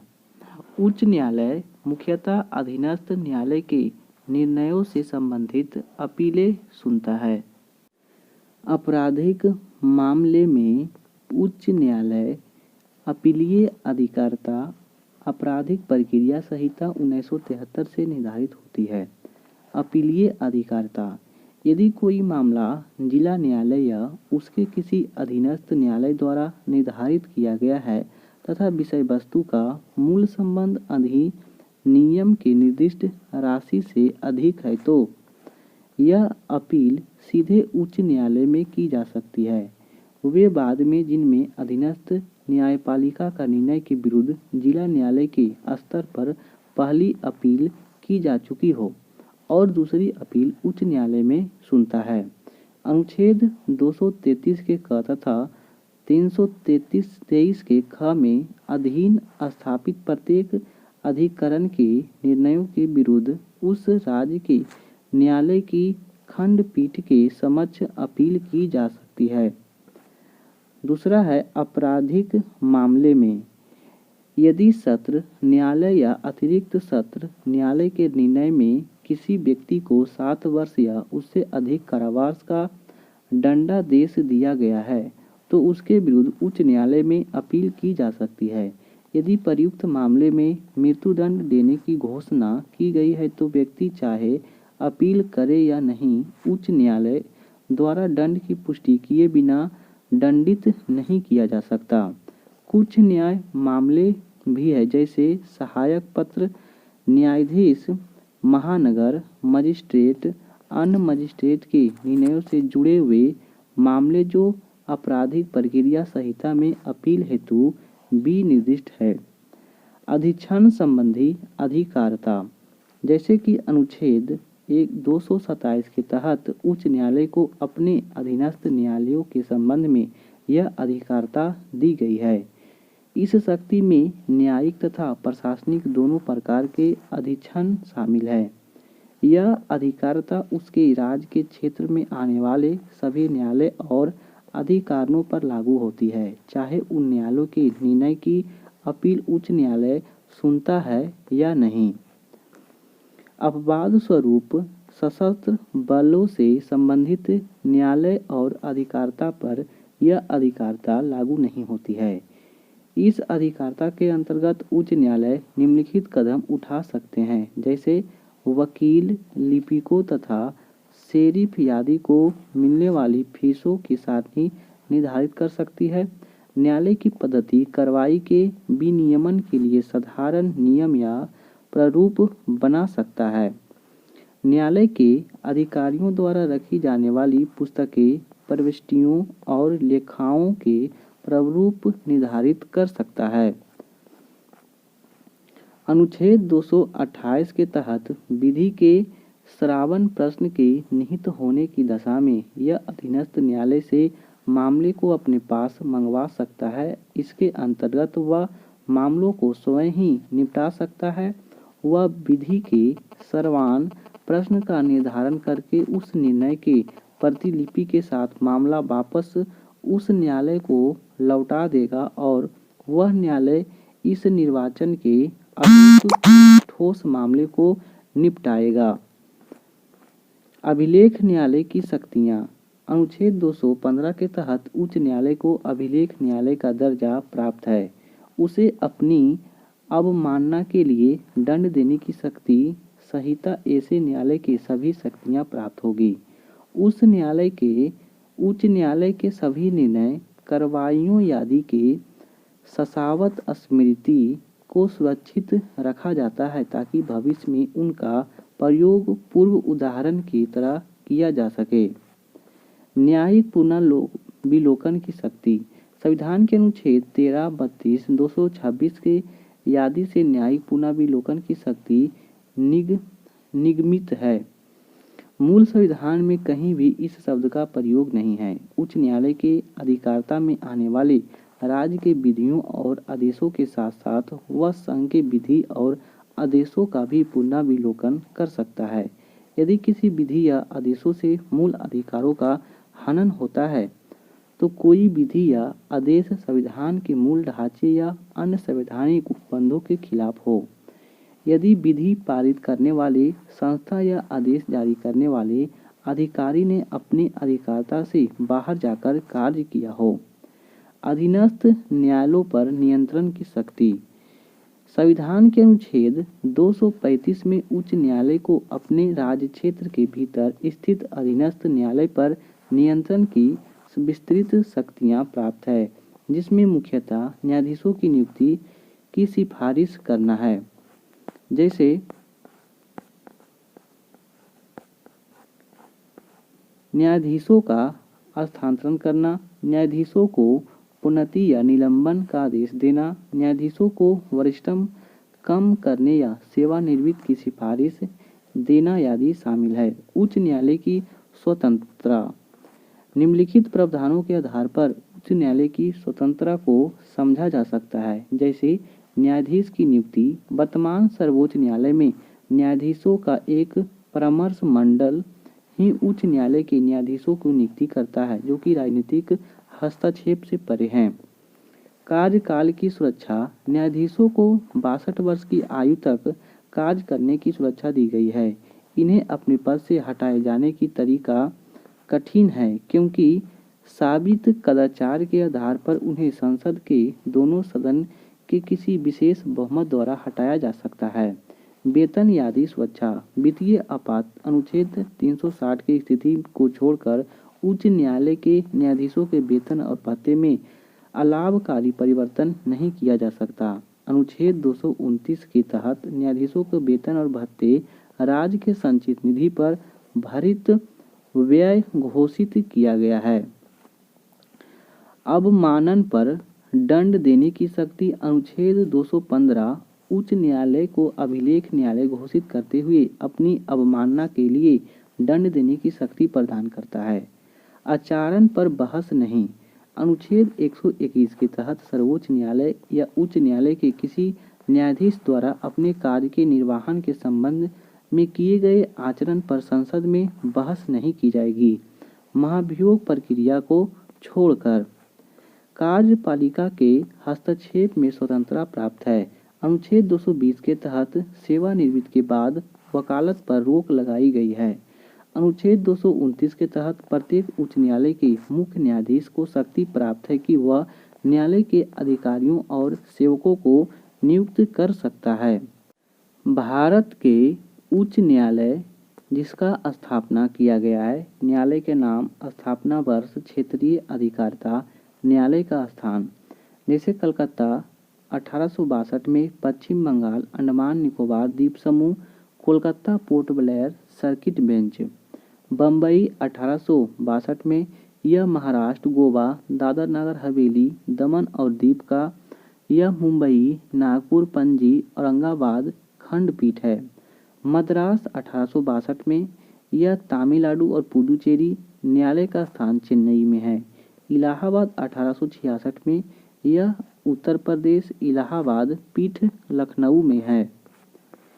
जैसे कर्नाटक में 1884, यह कर्नाटक बेंगलुरु में है। पटना 1916, बिहार और पटना। जम्मू कश्मीर 1928, जम्मू कश्मीर और श्रीनगर और जम्मू को। मध्य प्रदेश 1936 में, मध्य प्रदेश, जबलपुर, इंदौर और ग्वालियर में भी पीठ है। पंजाब और हरियाणा 1947, पंजाब, हरियाणा और चंडीगढ़, यह चंडीगढ़ में है। गुवाहाटी 1948 में, असम, नागालैंड, मिजोरम, अरुणाचल प्रदेश। गुवाहाटी, कोहिमा, ईटानगर, आइजोल में पीठ है। उड़ीसा 1948, उड़ीसा कटक में है। राजस्थान 1949, राजस्थान, जोधपुर, जयपुर में भी पीठ है। तेलंगाना और आंध्र प्रदेश 1954 में, आंध्र प्रदेश और तेलंगाना, यह हैदराबाद में। केरल 1956, केरल और लक्षद्वीप, एर्नाकुलम, कोच्चि में है। गुजरात 1960 में, गुजरात और अहमदाबाद। दिल्ली 1966 में, दिल्ली और दिल्ली में ही स्थित है। हिमाचल प्रदेश 1971 में और हिमाचल, शिमला सिक्किम 1975, सिक्किम और गंगटोक। छत्तीसगढ़ 2000 ईस्वी में छत्तीसगढ़ और बिलासपुर। उत्तराखंड 2000 ईस्वी में उत्तराखंड और नैनीताल। झारखंड 2000 ईस्वी में झारखंड और रांची। मेघालय 2013 और शिलांग में है। मणिपुर 2013 इम्फाल में। त्रिपुरा अगरतला में। अधीनस्थ न्यायपालिका एवं अन्य उच्च स्तर जैसे अधीनस्थ न्यायालय। अधीनस्थ न्यायालय संवैधानिक उपबंध भारतीय संविधान के भाग 6 के अध्याय 6 में अंतर्गत अनुच्छेद 233 से 237 में अधीनस्थ न्यायालय की चर्चा की गई है। इसके अलावा इस न्यायालय की अधिकर्ताएं, शक्तियां और कार्य मुख्यतः सिविल प्रक्रिया संहिता 1908 तथा आपराधिक प्रक्रिया संहिता 1973 से तय होते हैं। अधीनस्थ न्यायपालिका का ढांचा। जिला सत्र न्यायाधीश। जिला न्यायाधीश किसी जिले का सर्वोच्च न्यायिक अधिकारी होता है। यह सिविल तथा आपराधिक दोनों मामलों को अधिकारता रखता है।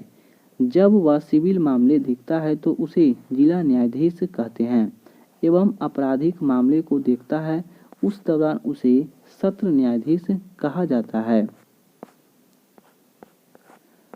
यह जिले के अन्य सभी अधीनस्थ न्यायालय के निरीक्षण करने की शक्ति रखता है। विशेष संविधान के अनुच्छेद 233 से 35 में उपबंधों में निम्नलिखित प्रावधान है। जैसे उच्च न्यायालय सलाह से जिला न्यायाधीश की नियुक्ति राज्यपाल करता है। राज्यपाल राज्य लोक सेवा आयोग उच्च न्यायालय के सलाह पर जिला न्यायाधीश के नीचे के पदों पर नियुक्त करता है। सभी न्यायाधीशों को स्थानांतरण, उन्हें अस्थायी करने और प्रोन्नत करने, दंड देने तथा निलंबित करने का अधिकार उच्च न्यायालय के पास है और वह इन मामलों को स्वयं आदेश देता है। अधीनस्थ न्यायालय का संरचनात्मक ढांचा सभी राज्य में पूर्णतः समान नहीं है, परंतु कुछ समानताएं देखी जा सकती है। जैसे उच्च न्यायालय के नीचे सिविल आपराधिक न्यायालय 3 या 4 स्तर के होते हैं। वर्तमान में अधीनस्थ न्यायालय के सोपानक्रम। उच्च न्यायालय, इसमें जिला एवं सत्र न्यायाधीश का न्यायालय, इसमें 2 तरह का होता है। पहला सिविल और दीवानी पक्ष, दूसरा आपराधिक पक्ष। सिविल और दीवानी में वरिष्ठ सिविल न्यायाधीश का न्यायालय और आपराधिक में मुख्य न्यायिक दंडाधिकारी का न्यायालय होता है। इसमें प्रथम श्रेणी सिविल न्यायाधीश का न्यायालय, मुंसिफ या कनिष्ठ सिविल जज का न्यायालय होता है। इसमें प्रथम श्रेणी में दंडाधिकारी का न्यायालय, द्वितीय श्रेणी में दंडाधिकारी का न्यायालय होता है। लोक अदालत क्या होता है? तो लोक अदालत का अर्थ है लोगों का न्यायालय। यहाँ एक ऐसा मंच है जहाँ विवादों को आपसी सहमति से निपटाया जा सकता है। यहाँ गांधी जी के सिद्धांतों पर आधारित है। इसकी व्यवस्था विधिक सेवा पदाधिकरण अधिनियम 1987 के द्वारा की गई है। इस प्रावधान के अंतर्गत ऐसी अदालतों को तालुक, जिला तथा राज्य स्तर के अलावा उच्च एवं सर्वोच्च न्यायालय द्वारा भी आयोजित किए जाने का प्रावधान किया गया है। लोक अदालत की अध्यक्षता एक न्यायाधीश प्रायः सेवानिवृत्त करता है एवं इसके 2 अन्य सदस्य होते हैं, जिनमें से एक वकील तथा दूसरा सामाजिक कार्यकर्ता होता है। लोक अदालत के सिविल अदालत की मान्यता दी गई है, परंतु यदि कोई आपराधिक मामला समनीय प्रकृति का है तो भी उसे लाया जा सकता है। समनीय आपराधिक मामले वे होते हैं जिनमें दोनों पक्षों के समझौते द्वारा निपटाया जा सकता है। लोक अदालत के मुख्य उद्देश्य दोनों पक्षों को समझौता करना होता है। यदि सहमति या समझौता हो गया है तो उसे डिक्री के रूप में घोषित कर दिया जाता है, अन्यथा मामला उसी अदालत को वापस भेज दिया जाता है जहां वह चल रहा है। लोक अदालतों के निर्णय के खिलाफ किसी अपील का प्रावधान नहीं है, क्योंकि इसमें निर्णय दोनों पक्ष की सहमति से होता है। अनुच्छेद 226 के तहत उच्च न्यायालय भी इसके खिलाफ अपील नहीं की जा सकती है।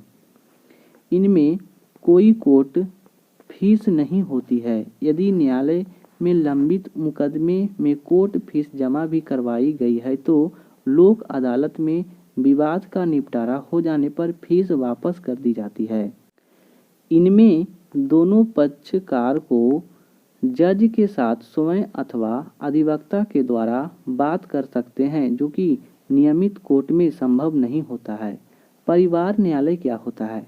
परिवार न्यायालय अधिनियम 1984 के तहत विभिन्न राज्य में परिवार न्यायालयों का गठन हुआ है।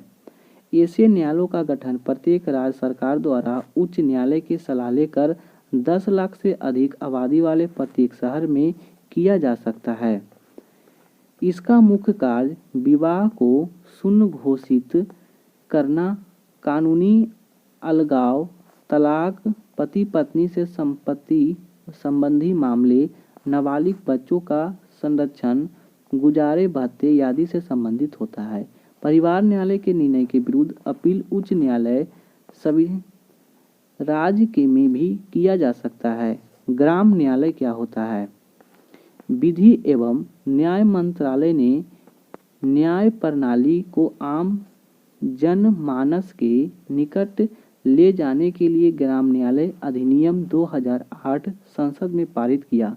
इसके तरह 2 अक्टूबर 2009 को कुछ राज्य में ग्राम न्यायालय कार्य करने लगे हैं।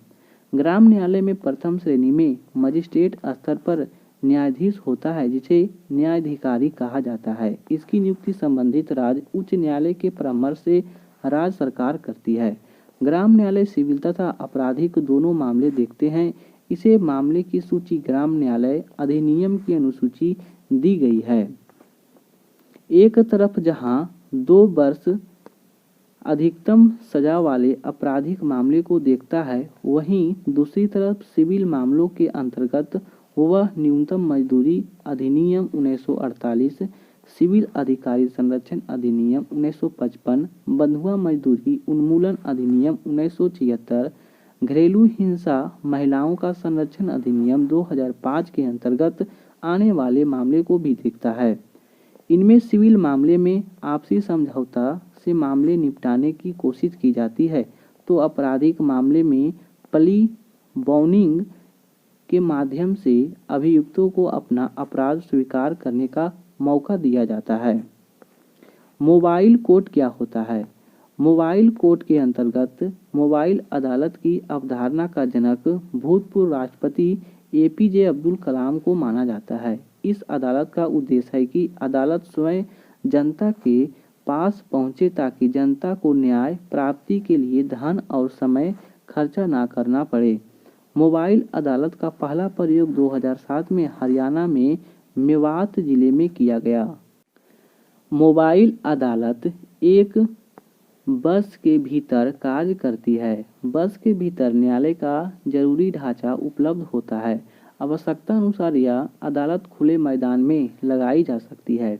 इस अदालत की अध्यक्षता अतिरिक्त सिविल न्यायाधीश या अनुमंडल न्यायिक दंडाधिकारी स्तर के न्यायाधीश द्वारा की जाती है, जो सिविल तथा आपराधिक दोनों प्रकार के मामलों को सुनवाई करता है। शुरुआती सफलता के कारण इस प्रयोग को पहिया पर न्याय नाम से भी पुकारा जाता है।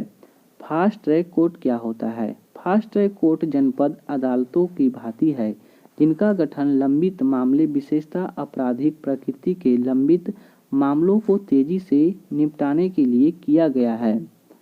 इन अदालतों के गठन में जेल में बंद बहुत से निर्दोष अभियुक्त तथा मामूली अपराधों को दोषी व्यक्तियों के साथ न्याय हो सका। ये अदालत 11वें वित्त आयोग की सिफारिश पर स्थापित की गई। आरंभिक दौर में इस प्रकार के न्यायालयों का गठन 5 वर्ष के लिए किया गया था, जिसे धीरे धीरे सफलता अनुसार बढ़ाया जाना था। इनमें विशेष रूप से 2 वर्ष या उससे अधिक पुराने ऐसे मुकदमों को निपटाने के लिए चुना जाता है जिनमें अपराधी जमानत पर है। देश में प्रत्येक जिले में औसतन 5 फास्ट ट्रैक कोर्ट की स्थापना भी व्यवस्था है।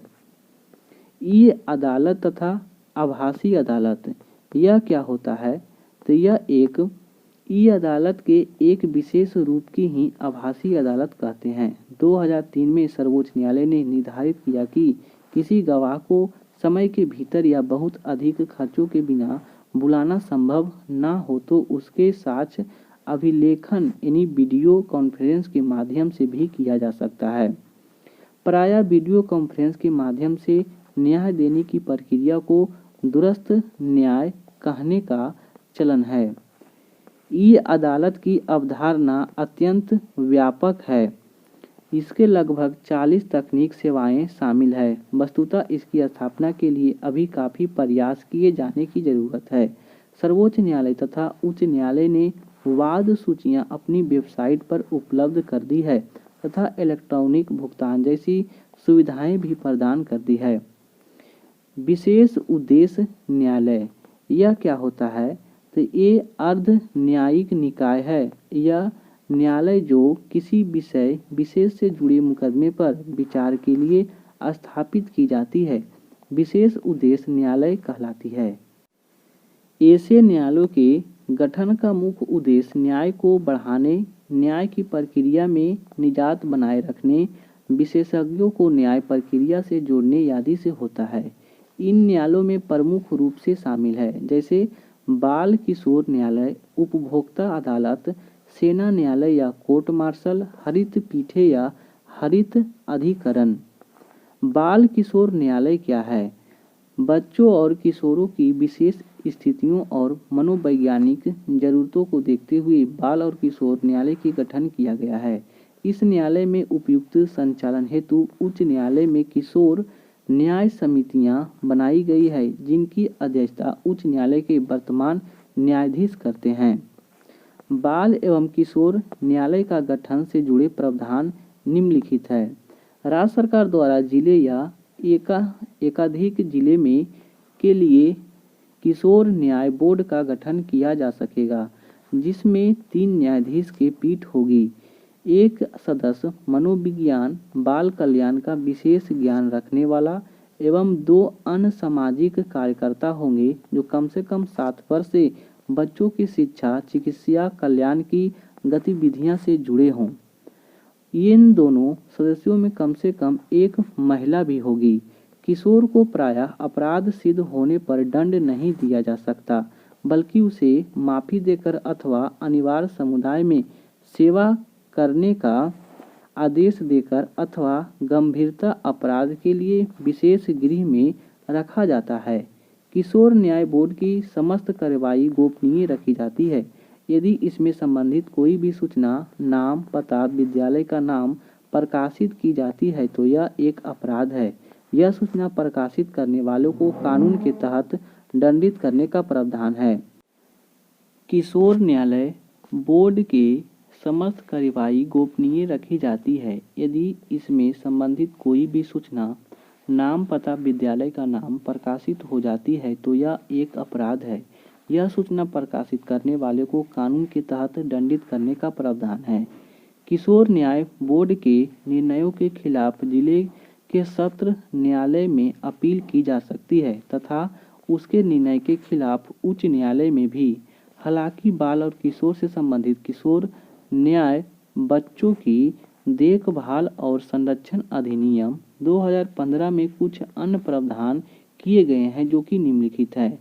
अधिनियम किशोर शब्द से जुड़े कई नकारात्मक संकेत अर्थ को खत्म करने के लिए किशोर शब्द से बच्चों को शब्द से नामावली में परिवर्तन। इसके तहत जघन्य अपराध करने वाले 16 से 18 वर्ष की आयु के किशोर पर वयस्कों के समान मुकदमा चलाया जाएगा। इस कानून के अनुसार गंभीर अपराध के लिए 3 से 7 साल की प्रावधान है। प्रत्येक जिले में किशोर न्याय बोर्ड और बाल कल्याण समिति का गठन किया जाएगा। बाल कल्याण देखभाल स्थानों को पंजीकरण को अनिवार्य बनाया गया। अनाथ और परित्यक्त और आत्मसमर्पित बच्चों को नई परिभाषाओं को शामिल किया गया है। उपभोक्ता अदालत क्या होता है? उपभोक्ता संरक्षण अधिनियम 1986 के अंतर्गत उपभोक्ता अदालतों का गठन 3 स्तरों पर किया गया। सबसे निचले स्तर पर जिला उपभोक्ता फोरम, उसके ऊपर राज्य स्तरीय उपभोक्ता अदालत होती है जिसे राज्य उपभोक्ता आयोग कहा जाता है। इसमें ऊपर एक राष्ट्रीय उपभोक्ता अदालत होती है जिसे राष्ट्रीय उपभोक्ता विवाद समाधान आयोग कहा जाता है। इसमें स्तरीय उपभोक्ता समाधान आयोग, राज्य उपभोक्ता आयोग, जिला उपभोक्ता फोरम। इसका मुख्य उद्देश्य वस्तुओं और सेवाओं को उपभोक्ताओं का शोषण से रोकना है। इसके माध्यम से ग्राहकों और उपभोक्ताओं को शिकायत तथा विवादों का निपटारा किया जाता है। राष्ट्रीय आयोग के निर्णय के विरुद्ध सिर्फ सर्वोच्च न्यायालय में अपील की जा सकती है। राष्ट्रीय आयोग की अधिकारिता के 2 तरह की होती है। आरंभिक अधिकारिता के तहत वह उन मामलों की सुनवाई करता है जिसमें बेची गई वस्तु या दी गई सेवा का मूल्य 1 करोड़ से अधिक होता है। ये अपने अपीलीय अधिकारिता के अंतर्गत राज्य उपभोक्ता आयोग के विरुद्ध अपील सुनाता है। सेना न्यायालय कोर्ट मार्शल यह क्या होता है? कोर्ट मार्शल सैनिक और अपराधों से जुड़े मामलों को सुनवाई के लिए बनाई जाती है। ऐसे न्यायालय में सेना के वरिष्ठ अधिकारी ही न्यायालय की भूमिका में होते हैं। इस व्यवस्था का उद्देश्य सेना के बाहरी हस्तक्षेप से दूर रखकर अनुशासन सुनिश्चित किया जाना। यह व्यवस्था थल सेना अधिनियम 1950, वायुसेना अधिनियम 1950 और नौसेना अधिनियम 1957 के तहत कार्य करती है। सैनिक द्वारा किसी गैर सैनिक की हत्या तथा बलात्कार मामले को छोड़कर सैनिक के शेष सभी आपराधिक कृत्यों की सुनवाई कोर्ट मार्शल द्वारा होती है। संविधान के अनुच्छेद 136 के 2 में तथा अनुच्छेद 227 के 4 में यह स्पष्ट क्रमशः उच्चतम न्यायालय और उच्च न्यायालय को कोर्ट मार्शल के निर्णयों के खिलाफ अपील की अधिकारिता नहीं है। कोर्ट मार्शल के निर्णयों के खिलाफ केवल एक ही रास्ता है कि अनुच्छेद 32 और 226 के तहत रीट अधिकारिता के अंतर्गत अपील की जा सकती है। हाल ही में केंद्र सरकार ने सेना न्यायालय के निर्णयों पर अपील सुनाने के लिए एक सशस्त्र सेना अधिकरण का गठन किया जिसकी प्रधान पीठ दिल्ली में स्थित है। हरित पीठें तथा हरित अधिकरण क्या होता है?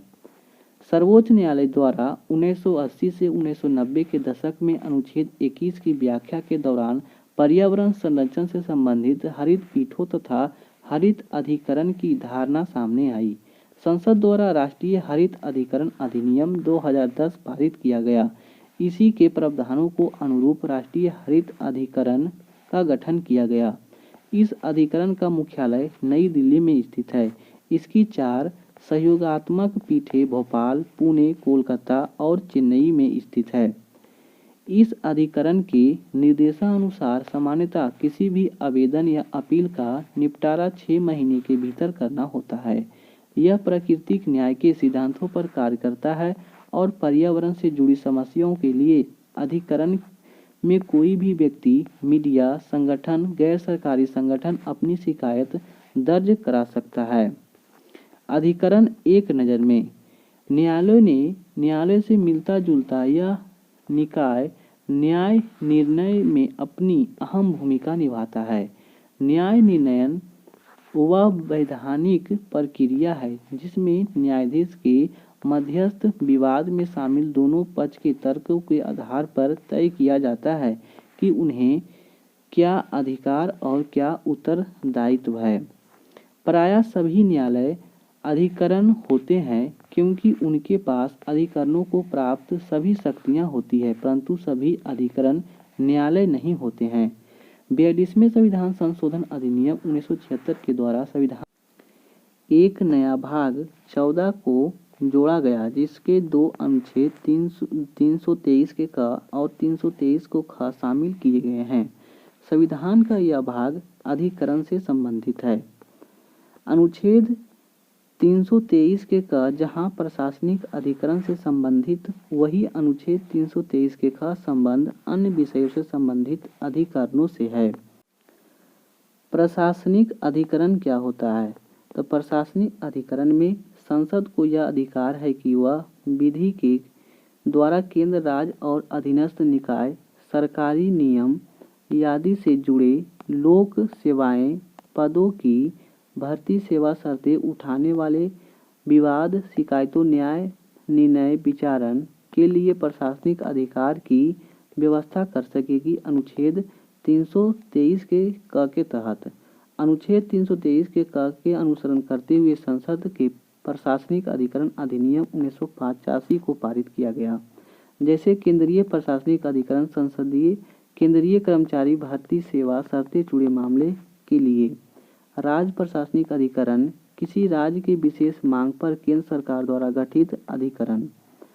दो या दो से अधिक राज्य निवेदन करते हैं तो उन सभी के लिए एक ही संयुक्त प्रशासनिक अधिकरण बनाया जा सकता है। अन्य अधिकरण जैसे संसद राज्य विधानमंडल के अधिकार है कि अपनी शक्तियां अनुसार उन विषय संबंधित अधिकरण गठित कर सकते हैं जिन पर उन्हें विधि बनाने की शक्ति प्राप्त है। अनुच्छेद 323 के ख में ऐसे कुछ विषय सूची निम्नलिखित है, जैसे कर लगाने, अनुमान करने और राजस्व एकत्र करने से जुड़े मामले, विदेशी मुद्रा आयात और निर्यात करने संबंधित मामले, औद्योगिक तथा श्रम संबंधी विवाद, भूमि सुधार से जुड़े विषय, नगर संपत्ति की अधिकतम सीमा से जुड़े विवाद इत्यादि, संसद तथा राज्य विधानमंडल के निर्वाचन से जुड़े विवाद। भारत के उच्चतम न्यायालय में न्यायाधीशों की वर्तमान स्वीकृत संख्या मुख्य न्यायाधीश सहित कितनी होती है? 31। भारत के उच्चतम न्यायालय में न्यायाधीशों की संख्या में वृद्धि करने की शक्ति किसमें निहित है? संसद में। सर्वोच्च न्यायालय का न्यायाधीश अपना त्यागपत्र देगा राष्ट्रपति को। उच्चतम न्यायालय के न्यायाधीशों के वेतन निर्धारित किए जाते हैं संसद के द्वारा। सेवानिवृत्त होने के पश्चात सर्वोच्च न्यायालय न्यायाधीश वकालत कर सकते हैं, उपयुक्त में से कोई नहीं। भारत के सर्वोच्च न्यायालय कार्यवाहक मुख्य न्यायाधीश के नियुक्त करता है राष्ट्रपति। राष्ट्रपति के पद सर्वोच्च न्यायालय के न्यायाधीशों की नियुक्ति की जाती है भारत के मुख्य न्यायाधीश के परामर्श के द्वारा। सर्वोच्च न्यायालय के तदर्थ में न्यायाधीशों की नियुक्ति होती है जब न्यायालय के किसी सत्र के लिए न्यायाधीशों का कोरम नहीं होता है। भारतीय संविधान के तदर्थ न्यायाधीशों की नियुक्ति का प्रावधान सर्वोच्च न्यायालय में है। केंद्र और राज्य के बीच होने वाले विवादों का निर्णय करने की भारत के उच्चतम न्यायालय की शक्ति किसके अंतर्गत आती है?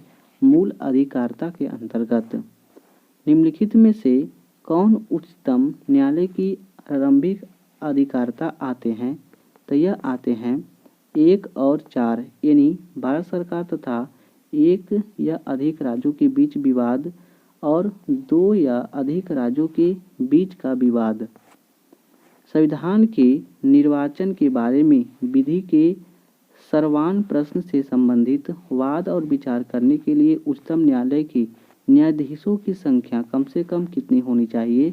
यह होनी चाहिए 5।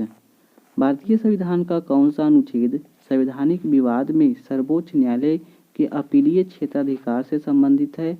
अनुच्छेद 134 के 1 को मिलाकर अनुच्छेद 132 को संविधान की व्याख्या से संबंधित सभी विवाद सर्वोच्च न्यायालय के पास लाए जा सकते हैं अपीलीय क्षेत्राधिकार के अंतर्गत से। निम्नलिखित कथनों में से कौन सा कथन सही है? यह मूल अपीलीय और परामर्श संबंधी क्षेत्राधिकार रखता है। संविधान का कौन सा अनुच्छेद उच्चतम न्यायालय के उसके द्वारा दिए गए निर्णय अथवा आदेश को पुनर्विलोकन हेतु अधिकृत करता है? अनुच्छेद 137। कोई भी संविधान संशोधन कानून भारतीय सर्वोच्च न्यायालय द्वारा असंवैधानिक घोषित किया जा सकता है यदि वह विधि के समझ समानता के अधिकार को भाग 3 से हटाकर संविधान के अन्यत्र कहीं रखता है। भारतीय संविधान में न्यायिक पुनर्विलोकन के आधार विधि के शासन है। भारतीय संविधान का संरक्षक कौन है? सर्वोच्च न्यायालय। निम्नलिखित में से कौन भारत के संविधान का अभिरक्षण है? यह है भारत का उच्चतम न्यायालय। विधायी शक्तियां संघीय सूची में समाविष्ट किसी विषय के संबंध में भारत के उच्चतम न्यायालय के अधिकार क्षेत्र को बढ़ाने का अधिकार दिया गया है, संसद को दिया गया है। भारत का उच्चतम न्यायालय कानून या तथ्य के मामले में राष्ट्रपति को परामर्श देता है, तभी जब वह ऐसे परामर्श के लिए कहता है। किस अनुच्छेद के तहत संसद विधि द्वारा उच्च न्यायालय के न्यायाधीशों के लिए वेतन, भत्ते और पेंशन संबंधी निर्णय निर्धारित करता है? अनुच्छेद 221 के तहत। देश के किसी भी न्यायालय में चल रहे वाद को अत्यंत भेजने के अधिकार किसके पास है? सर्वोच्च न्यायालय के पास। निम्नलिखित कथनों पर विचार कीजिए, ना तो एक सही है और ना ही दो। भारत में संविधान की मूल संरचना बुनियादी ढांचा के सिद्धांत का स्रोत न्यायिक व्याख्या है। आईपीएल क्या है? पब्लिक इंटरेस्ट लिटिगेशन है। लोकहितवाद मुकदमे की संकल्पना का उद्गम किस देश से है? यूएसए से। भारत का सर्वोच्च न्यायालय एक अभिलेख न्यायालय है। इसका आशय है कि इसके सभी निर्णय का संरचनात्मक मूल्य होता है और इन पर किसी भी न्यायालय का प्रश्न चिन्ह नहीं लगाया जा सकता। भारत के नीचे दिए गए न्यायालय में से किन्हें अभिलेख न्यायालय माना जाता है? उच्च न्यायालय और सर्वोच्च न्यायालय को। भारत में न्यायिक सर्वकीयता संबंधित है जनहित याचिका से। उच्चतम न्यायालय मामले में सुनवाई नई दिल्ली में करता है, परंतु किसी अन्य स्थान पर भी सुनवाई कर सकता है राष्ट्रपति के अनुमोदन से। जनहित याचिका, जिसे आईपीएल कहते हैं, कहाँ पर प्रस्तुत किया जा सकता है? उच्च एवं उच्चतम न्यायालय में। निम्नलिखित में से कौन से मामले उच्च न्यायालय और उच्चतम न्यायालय में अधिकारिता में आते हैं? मूल अधिकार का परिवर्तन से जुड़े। भारतीय संविधान के किस अनुच्छेद के तहत सर्वोच्च न्यायालय भारतीय नागरिकों को मूल अधिकारों को सुरक्षा करता है? अनुच्छेद 32 के तहत। निम्नलिखित में से कौन सा कथन सत्य है? उच्च न्यायालय न्यायिक दृष्टि से सर्वोच्च न्यायालय के अधीन होता है, किंतु प्रशासनिक दृष्टि से वह स्वतंत्र होता है। सर्वोच्च न्यायालय के कार्यों के संबंध में निम्नलिखित में से कौन सा कथन असत्य है? तो इनमें से कोई भी नहीं। सूची 1 और सूची 2 को सुलेमित करना है। समन्वय क्या होता है? तो यह होता है मामले को आपसी समझौता से निपटाने की छूट।